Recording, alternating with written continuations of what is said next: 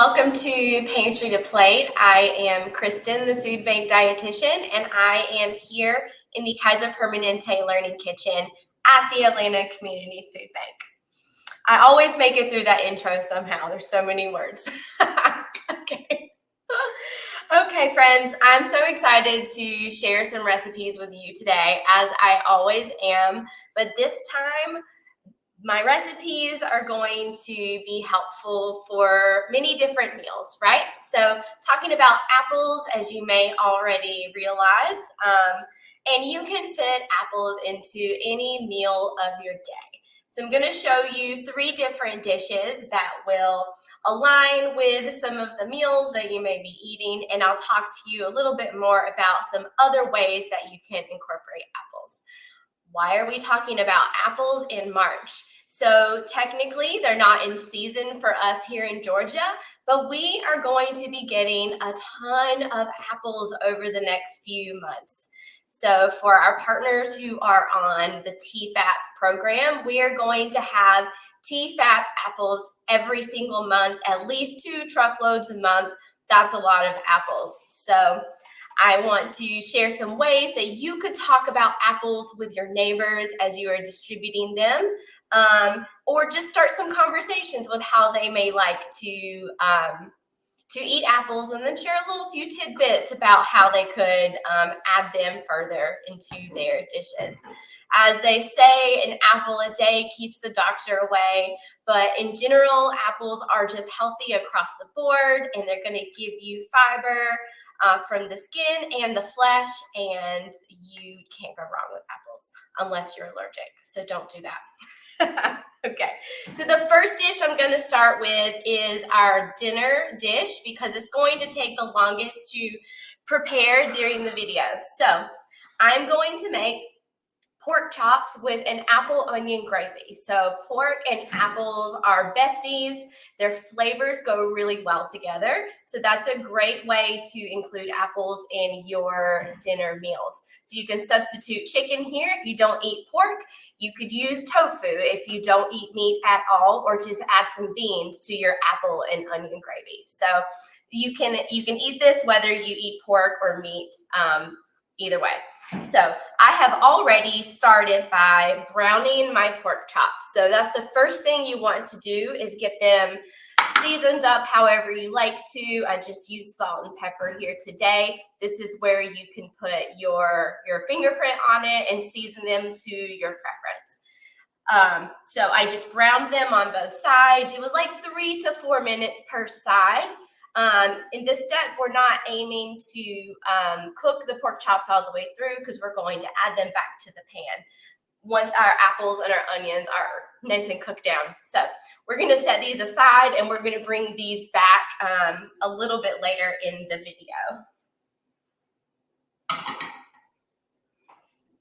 So there are some little stuck on bits in the bottom of the pan from browning the meat, and that's what you want. That's going to give you flavor for the gravy part of the dish. So I've got 2 apples and 1 onion here. So sliced about the same thickness for both of these. So there's a little oil in the pan left over from the pork chop. So I'm going to go ahead and add the onions. And I'm going to go ahead and add the apples. And then I'm also going to add some fresh chopped garlic. So you can use garlic powder, or you can use garlic, the kind that comes pre-chopped, or the freezer kind from the grocery store. You do not have to spend time chopping garlic if that's not something you have on hand. All right. So here we go. I'm going to mix that up just a little bit, and then I'm going to add the garlic. There we go. My goal here is to not let the garlic hit the bottom of the pan, because it will burn really quickly. So mixing it in with the onions and the apples is a good way to get the flavor going early, and then keep it from getting too charred in the bottom of the pan. So I'm just going to make sure all these little onion bits are separated. There we go. All right, I can already smell the bug. And you can see the charred bits already on the apples. Cool. So this is just gonna cook down for like 5 to 8 minutes. And then we're gonna come back and we're going to add a few more ingredients to make our gravy. So I'm just gonna move this over and then we'll come right back to it. So I'm just gonna switch out my pans. Okay, dish number 2. We're gonna jump over to breakfast time and we're gonna make some apple pancakes. Make sure that is good. Okay, there we go. That one's going. This one's getting heated up. Let's turn it down for now. Okay, so we're gonna make some apple pancakes. So I'm going to use a baking mix, which already has all of the leavening agents in it. You can use flour and baking powder as individual ingredients if you prefer to do that. So I figured having a baking mix that has everything mixed in, ready to go is a little bit easier. So we're going to we're going to use that. So we've got our baking mix. This can be like store brand or your favorite brand, whatever you prefer. I'm gonna add some quick cooking oats to the baking mix. This is gonna add some fiber. It's gonna help hold your pancakes together because the apples add a good bit of moisture. And then it's going to slow down just how quickly your body will digest because of the fiber. Okay, so I got my dry bowl and my wet bowl. I just jumped right in there. I'm going to add 2 tablespoons of sugar to the dry mix. And I'm going to add 1 teaspoon of cinnamon. Now, you can add as much cinnamon as your heart desires here. There's no limit on the cinnamon flavor there. And then for the wet mix, I've got 1 cup of milk. Any milk that you prefer will work here. So if you prefer like a plant-based milk or, you know, a nut milk or whatever, you can use those too. I'm using 1 egg. There we go. And then the star here is our apple. So instead of chopping it up into small bits, I'm going to use a cheese grater to grate the apple. And I'm also not going to peel it because peeling it adds an additional step to your prep process. So that makes it feel like a little extra work that you may not have time for, especially for a breakfast dish. So we're just going to use the cheese grater and it's going to go really fast. Just giving my apples and onions a mix over here. That looks great. Okay. Cheese grater. Let me grab a bowl. That's the only thing I didn't grab. Okay. First thing I'm going to do actually, instead of grating the whole apple like this, I'm going to cut the core out of it. So basically I'm going to cut a square around the center of the apple so you get all the sides and you leave the seeds in the middle. So I'm just going to go here on the side, just like so. There we go. Once you cut the first side, you'll be able to see where the seeds start inside your apple. So you can make sure you cut around them. There we go. So there's the leftover core. And then here's my 4 sides. So this is a lot easier to work with the cheese grater. So I'm just going to grate it. Apples are really tender, so it doesn't take a lot of effort. Like some cheeses are really hard to grate. Or if you remember my sweet potato grits, grating a sweet potato really isn't that easy. It just takes a little bit more work. There we go. So you may notice I have this little bit of skin left here. That's because I got all the meat off of it, and then this is hard to grate alone, so I'm just going to toss it to the side. It's kind of like a little finger protector at the very end of grating an apple. So the green apples are going to be the best texture for pancakes.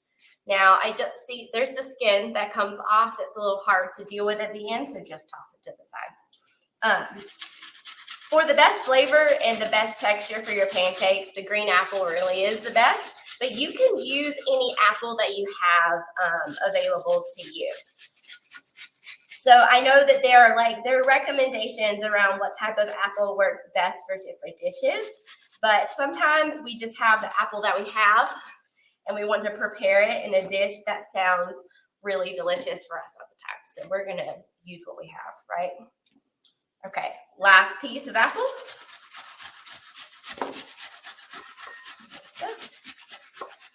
So you may have noticed that once I got to a certain level, I turned it so I have a bigger piece to hang on to.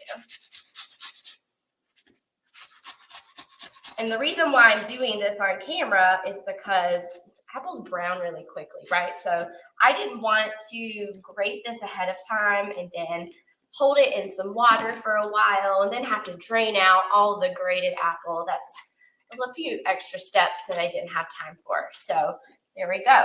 There is our whole grated apple. And it smells so fresh. Like the green apples have the most tangy, fresh smell. And they hold their texture really well in the mixture. Okay, so back to our pancake mix. We're gonna add our apple to our egg and milk mixture. Go. We'll wipe off here. We're gonna use a little fork here to just get this mixed in here with the milk and the egg. There we go. And then I'm gonna mix this one together. So that baking mix can be a little bit chunky. So I'm just gonna try to break up those clumps a little bit. But once the wet hits the dry, it should mix in nicely. And I can already smell the cinnamon coming from this bowl and the apple coming from this bowl. Okay, let me give this a stir over here. Beautiful. That looks great. I'll show you in just a little bit this final apple and onions. Okay, looks delicious. Now we're gonna mix our wet into our dry. What I like to do is just do like half of it and then give this part a mix and then add the other half. Just so you're not, all the apples don't end up like in the same spot in the mix. Okay, that's great. Let's get this other bit here. So now in the recipe, I have it written where you might need up to 1.5 cups of milk. So when you're making pancakes, your batter is typically a little bit runny, a little bit more loose, not like really. This needs to be a little less thick. So if you need to add a little bit more milk, you totally can at this step. I think this looks pretty good. The idea is that it should fall off really easily from the spoon, but not like if you were eating soup, right? Like if you're eating soup, the liquid would fall right off really fast. So that's kind of my little way to look at it. Also, this is half of the recipe, right? I'm not making the full recipe for the demonstration, but it's going to make about 12 pancakes. Each pancake is going to be about 1/4 cup of the batter. So that helps you plan ahead there. Okay, so I've got 1/4 cup measuring cup over here, ready to go. And my pan is warm for the pancakes. Just gonna bump it up just a little bit. Now, for when you're ready to cook your pancakes, you can use an electric griddle if you have that on hand. Those are super convenient and you can cook them all at the same time. Or a pan that's large enough to cook one or two at a time. And that's just based on what you got on hand for yourself. There is no right or wrong pan to use for cooking pancakes. There we go. Okay. So I'm going to use my 1/4 cup. There we go. And I'm going to go ahead and add it to my pan. And then I'm going to add, I think I can fit maybe 3. Let's see. Let's see how it looks. Yeah, I can fit 3 here. If you are using the griddle, you can put it on about 350, between 350 and 375. When I tested this out the first time, 375 was just a little bit too high for the griddle. Okay, so just bump that down just a little bit. There we go. So we're gonna let our pancakes cook until you start to see bubbles on the top. That's like the rule across the board for all types of pancakes. It's going to show you that the bottom is getting brown and it's releasing some steam. That's what it is. The steam is creating the bubbles on the top of the pancake in the pan. So that could be like 3 or 4 minutes per side. So it's just, we'll just watch it. Okay, these are looking good over here. Okay. Now, the next thing, I'm gonna move on so we can get it all in here in the video. The next dish is going to be our side dish. So apples can fit into like many different side dishes. This one is going to be a cold side dish, whereas a lot of them are either like raw salads with sliced apples, or it's going to be like sauteed with other vegetables like beets or carrots and things like that. This is going to be a creamy yogurt apple salad. So the original title is a Northwest apple salad. I thought creamy sounded really inviting, so I decided to call it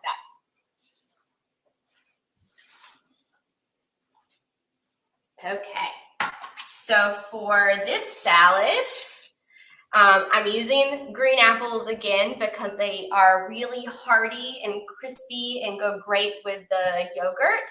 Any apple will do here. And then we are going to quickly slice up these apples because I didn't want them to get brown in the process. So here we go. Let's see if I can slice up this apple in the time it takes for those pancakes to be ready to flip. I'm doing the square around the center of the apple again. It makes it easy to slice. There we go. Now I have had folks come to a cooking demonstration in person with me, and they told me that I was cutting the apple wrong. So I say that because you probably have your preference on how you cut your apples, and you should do it the way you want to do it. This is the way that I like to do it. And that is literally the stance I take on everything.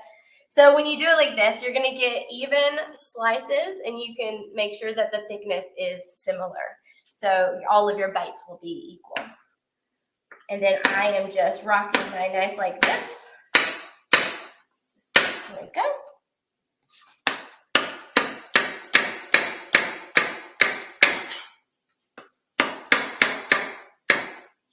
Okay. All right, the bubbles are getting more aggressive, so that's a good sign.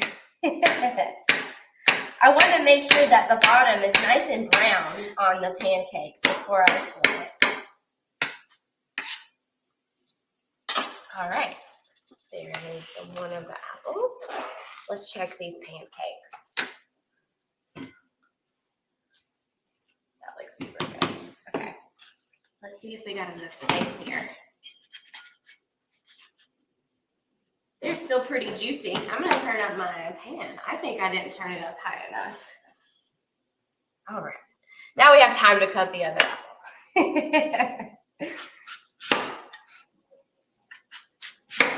So in the coming months, we are expecting green apples, which are most of the time referred to as Granny Smith apples. We're also expecting Fuji apples, and then your classic Red Delicious apples. So those are the ones, partners, you will be seeing on eHarvest, those 3 varieties of apples. I was doing some research about apples, and apparently the internet seems to think that Red Delicious apples are the worst apples of all the options. So one takeaway that I took from that is the best way to eat Red Delicious apples is cold. So if they are cold, it makes the texture better, and it's just better across the board with the Red Delicious. So that's a little tip I can share with you about Red Delicious. You can also make applesauce with them. Okay. There we go. Let's see how this is looking now. Okay, that looks much better. We're going to finish this apple, and then we'll be ready to flip those pancakes.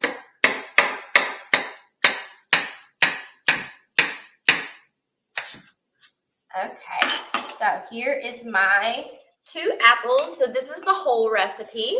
2 apples sliced thinly. Okay, and then our dressing for this salad is going to be Greek yogurt. So I'm using plain Greek yogurt, and we're going to add some vanilla to it. And then the rest of the salad is going to be dried fruit and toasted nuts. So any dried fruit that you have available is going to be a good fit here. I have a mixture of, let's see here, I think I've got dried cranberries and dried cherries. So we're going to add that. And then I have some toasted walnuts. So partners, we still have TFAP walnuts available. This is another way for you to share how to use walnuts with your partners, your neighbors. And then I wanted to show you this really fun trick about measuring out honey and sticky things. But let me flip my pancakes. All right, I think we're ready to go here. That is much better. Okay, perfect. Beautiful. Just didn't turn that pan on high enough. All right, there they are. That's that first side. So that second side won't take very long. And it smells like Apple Jacks, actually, which is fantastic. Okay.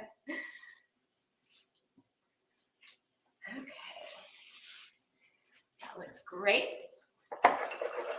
Okay, so when it comes to measuring things that are sticky and it's really hard to get out of our measuring spoons, what you can do is there's 2 ways to do this. You can take your spoon and you can make an indentation into the liquid that you're going to pour in. So I'm going to call my yogurt here a liquid, but you can make a little indentation with your spoon like that. And then that's the amount that you need to fill up whenever you put your honey in.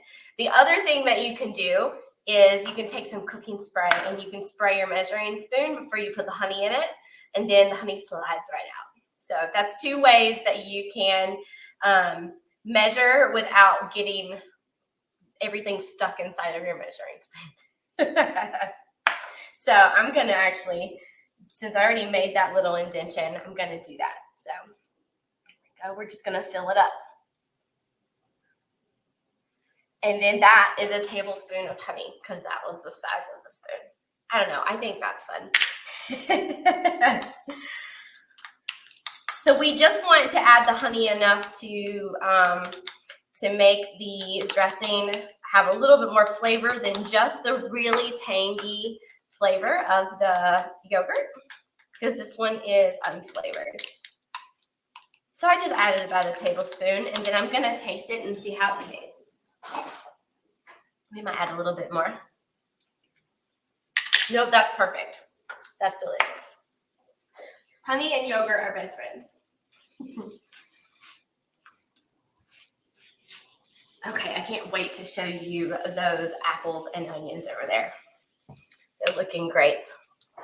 So now all we gotta do is mix the yogurt with honey over the apples and fruit and walnuts, and that is your delicious, cold, crispy, tangy, creamy salad.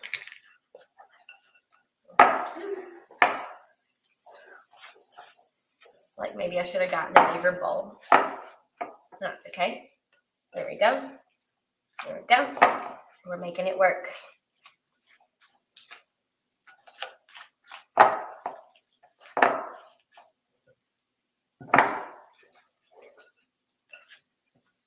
There we go. I'm gonna take a bite.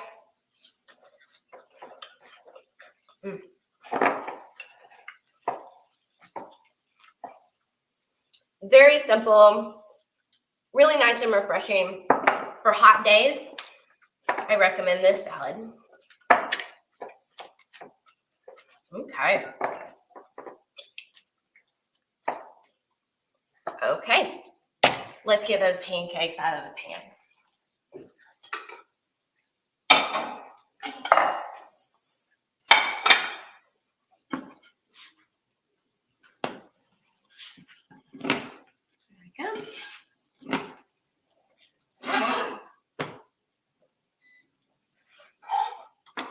Okay, friends, there are our,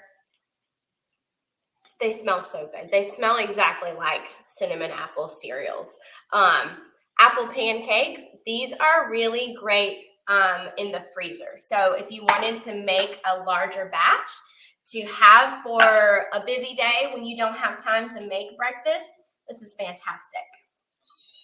The oats in there are going to help you digest it a little bit more slowly, and all you need to do is add a protein, and then you can have a balanced breakfast here.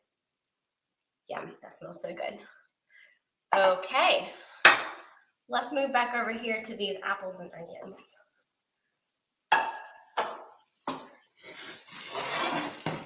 Go. So they've been cooking down over here, and they are nice and soft, which is exactly what we're looking for. So now what we need to do is we're going to deglaze the pan and add the pork chops back. So deglazing just means that you're going to take a liquid, often something that is acidic, and add it to the hot pan to get all of the delicious bits and pieces that are sticking to the pan into the dish itself. So the apples have done a pretty good job of that so far. I'm just going to go ahead and add about a quarter cup of apple juice. That's going to be a little sweet, and it's going to be a little acidic to help with the deglazing. And then, there we go, turn that back up. And then I'm going to add just a little bit of chicken broth. Now, you can not use apple juice if you prefer not to, and you could just use the broth. So do that. There we go. All right, I need this to come up to a boil. So this is like the base of the gravy itself. There we go. And then the rest of the gravy, I'm adding 1 teaspoon of butter and 1 teaspoon of Dijon mustard. So Dijon mustard has a nice, strong flavor. But if you really like it, you can add more of the Dijon mustard to get more of that flavor. The recipe says 1 to 2 teaspoons. Go. And then the butter is going to help make the gravy really nice and silky. But we only added just a little bit. So when you spread out 1 teaspoon of butter across all of the portions of this dish. It is not a lot, and it just adds a really great flavor. Okay. All right, I can smell the Dijon mustard. That smells so good. Dijon also, or mustard in general, acts as an emulsifier. So that just means, like, when you make a salad dressing and the oil and the vinegar separate, a lot of dressings have mustard added to them to keep the oil and the vinegar together. So in this dish, the mustard is going to hold the apple juice, which is like the acid, the vinegar, and the chicken broth together to make the thicker gravy. So instead of using like a flour, that's kind of how this works. Okay, so then at this point, we add our pork back. And then we just let it simmer for a few minutes. So I'm just gonna nestle this down in there and get all this pork juice from the plate and add it to the dish as well. Go.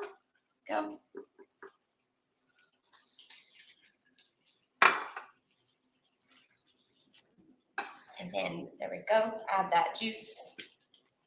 Can't lose that flavor. There we go. And I'm gonna get some of these apples on top of the pork chops. Go. That smells so good.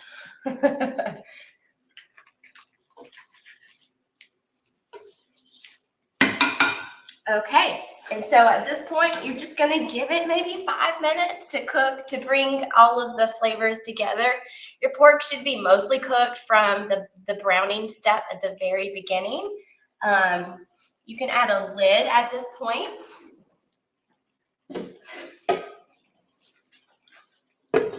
There we go. That helps speed it up a little bit because you're trapping all of the heat inside and getting it all nice and cooked through. Okay. Well, that's the last step of that dish. And I'm not going to keep you here waiting since everything else has already been prepared. I hope that these recipes are interesting to you and something that you might make with apples if you see them at your local food pantry in the near future, or if you're at the grocery store and you see a perfect green happy apple that is begging you to purchase it. So I hope you'll try making this creamy apple salad or apple pancakes or the perfect marriage of pork and apples and onions. And let us know in the comments if you have any favorite ways to use apples so we can add it to our list. Okay, friends, we have a new location for our resources. So we are going to show you the new Bitly link. I'll drop it in the comments for you. Instead of the long back end that it used to have, it's a very short pantry-to-plate. And it's going to look similar to our old location with folders, but yes, exactly. Pantry to plate, there, that Bitly link, as well as the QR code. So I hope you will take a look over there. You can find the recipes from this episode in the cooking videos folder in episode 53. 53, okay. I'm always guessing on that. Okay, we're gonna wrap this up. Thank you for watching, and we'll see you again in a couple of weeks for another episode of Pantry to Plate.